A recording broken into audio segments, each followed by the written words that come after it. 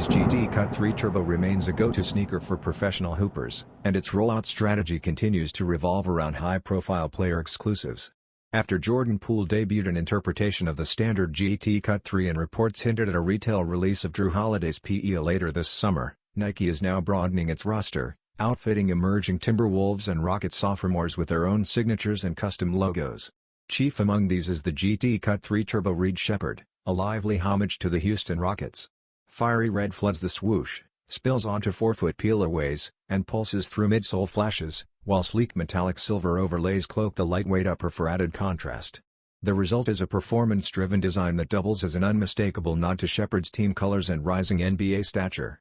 Expect the Reed Sheppard colorway to hit shelves in stores nationwide on July 1, priced at $215 per pair.